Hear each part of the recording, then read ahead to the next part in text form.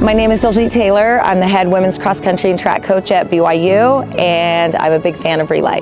Running for me is just a freeing feeling. The idea of pushing your limits constantly and trying to test your limits, it's super challenging, but also very rewarding. And there aren't a lot of things in life that I felt fulfilled me that way.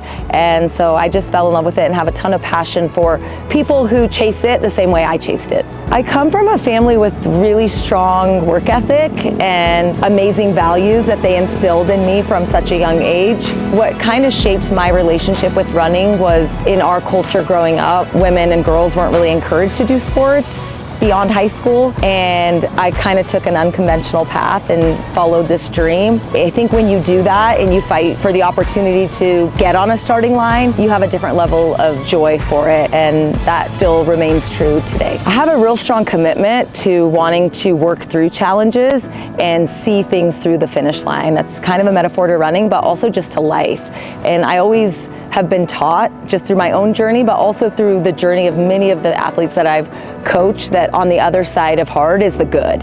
And if you can just kind of weather the storm, you're gonna see those sunny days. Young runners and aspiring coaches, keep the joy in the sport and remember that the joy is in the journey. Oftentimes as athletes, but also as coaches, it's easy to get attached to outcomes. And yes, we want to celebrate the outcomes and those are really fun, but the joy is really found in the journey. And so make it fun, keep it fun. Don't make it bigger than it is, and just remember that the outcome can be celebrated, but the journey is where you're really finding the growth and the fulfillment. This isn't really a path that anybody could have dreamt for me, not even a path I really could have dreamt for myself.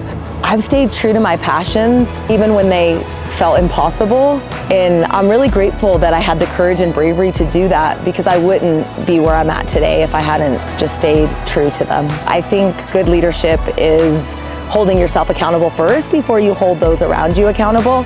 And then I also think accountability, it's the highest form of love that you can give someone. When you hold someone accountable, it's because you see something in them and you're pushing them to be better and do better. And I demand a lot from myself, so it's easy for me to have that same high expectation for those around me. And I believe in high expectations, high love. And when you do that, you're able to get the most out of the people around you. When I become someone's coach, I take a ton of ownership in making sure that I look at them for what they can become rather than where they're at. And in order to do that, in order to really believe in someone's potential, you have to believe in them. And so it naturally goes hand in hand with the title of coach. I was at a conference in my first couple years of coaching, and the keynote speaker gave all these phrases that were really power statements, and one of the things were the 4 most powerful words you can say to someone is "I believe in you." And as a coach, I've built an entire career on those 4 words. Every success we've had has been built on "I believe in yous." And when someone believes in you, you're willing to fight through the hard. When you know someone believes in you and you feel it, you're able to get through things that maybe you wouldn't have been able to if you feel alone in it. And so it's a reminder at all times to let my women know they have to hear those words. I write note cards to my women before every single race, and those 4 words are my signature. That's my sign off. And so they hear it, they see it, they feel it, and then they believe it.